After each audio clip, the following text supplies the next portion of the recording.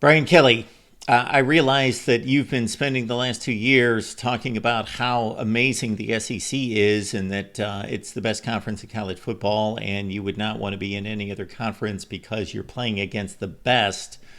But if you haven't noticed, there has been a game plan that has worked for the last two national champions, and your roster, your program, the build-up toward 2025 is very similar to LSU. Now it's up to you to deliver.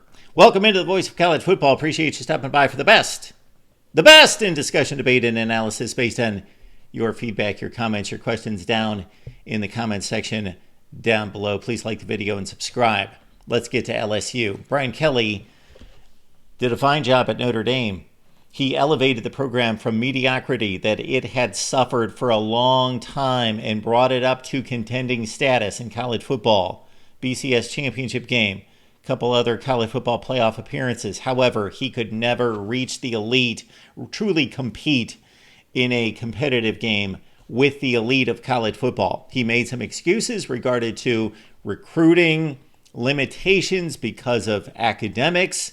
Okay, now he goes to LSU and again elevates a dismal bit of a debacle that Ed Orgeron left behind. The roster was a mess. The program was a mess. Brian Kelly did what he does best. He brought order, structure, organization, and he lifted the program to an SEC championship game, surprisingly, in his first year. But now we've looked at 2022, 3, and 4, and it looks like the same football team, a football team that is not a complete football team. It's not a team that is ready to challenge the elites, and when they step on the field against the best, they're not up to the challenge. Do they get embarrassed? No, but they are not up to the challenge. And another 4-loss season for LSU in 2024 cannot happen again because LSU went all in. They gave Brian Kelly what he needs to compete immediately, with Garrett Nussmeier coming back for one more year after tossing for 4,000 yards and 29 touchdowns. But on the downside, despite Nussmeier's talent, his ability, and his favored status among Heisman Trophy candidates, he had lackluster games against the likes of Texas A&M, Alabama, and Florida into LSU losses. So Nussmeier needs to be more consistent. And that may be a little bit difficult because I don't believe that LSU adequately addressed its offensive line issues. It did not have issues last year. I'm meaning that it lost 4 quality starting offensive linemen, including first-round pick Will Campbell. Only DJ Chester remains as a starter from last season and didn't really go deep into the transfer portal there. They did elsewhere to shore up the defense in particular, but the offensive line could be the thing that holds LSU back. Not the wide receivers, though. Aaron Anderson, one of the best in the business, 61 catches, 5 touchdowns. Chris Hilton looked like one of the best in college football down the stretch against Oklahoma and Baylor. He had 2 plus 40-yard TDs against the Sooners and then ripped up the Baylor Bears in the Texas Bowl. Look out for Chris Hilton this year. Also, Xavier Thomas with 65 career receptions, and Nick Anderson looking to forget about 2024 that was wiped out by injury at Oklahoma. Nick Anderson was a freshman with 10 touchdowns for the Sooners in 2023. At the running back position, LSU has found a good one in Caden Durham, 753 yards and 6 touchdowns. Brian Kelly's teams played defense at Notre Dame. They have yet to do so at LSU. This 2025 bunch certainly has the talent to do it. The incoming transfer portal additions are impressive.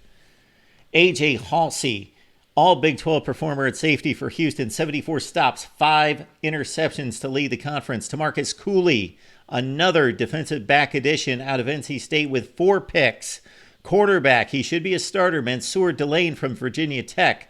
4 picks for him as well, 54 tackles. At defensive end, Patrick Payton, very familiar with LSU, having lined up and defeated the Bayou Bengals in the last 2 season openers, or at least in 22 and 23.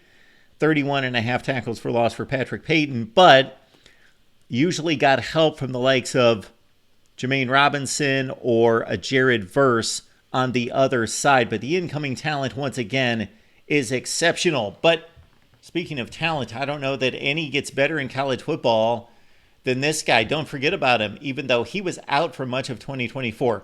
Harold Perkins. And Another edition, another version of Harold Perkins, who started off his career as an edge rusher. And why they didn't leave him there, I don't know. He was one of the best players in college football in Brian Kelly's first season. They tried to move him from edge to inside linebacker and box him in. That did not work.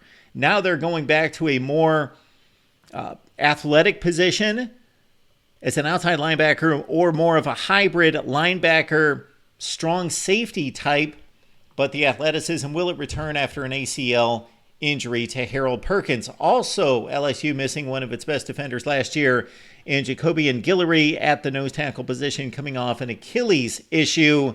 Whit Weeks didn't miss anything in 2024. 125 tackles for Weeks and 10 tackles for loss. Now let's check out the schedule for LSU, and it's typically brutal in the SEC. And on top of that, a date in Death Valley to start the season. Well, that should be a good thing. No. That Death Valley at Clemson, LSU has lost 5 consecutive openers, 3 credited to Brian Kelly. They need to break that trend. No Georgia, no Texas on the schedule. Possibly the 2 best teams in the league, but still tough. No real daunting stretch, but the middle portion of this schedule is something to navigate with Ole Miss, South Carolina, a team that LSU stole one from in Columbia last year, so look out for the Gamecocks wanting revenge. Ole Miss, South Carolina, at Vandy, Texas A&M, and at Alabama. The final game at Oklahoma could mean a college football playoff appearance for LSU. Brian Kelly was able to sneak LSU into the SEC championship game in 2022, and he's got a better team this time around, but a different format, of course, in the conference with only one total league, Oklahoma and Texas, to have to deal with. Can LSU make it back to Atlanta? I believe they can. Will they? Stay tuned for our playoff picks. For right now, it's 10-2 and safely in the playoffs for the Bayou Bengals, and 6-2 in the SEC. We will march on with our predictions for 2025. Leave those comments down below. Please like and subscribe right here at the Voice of College Football.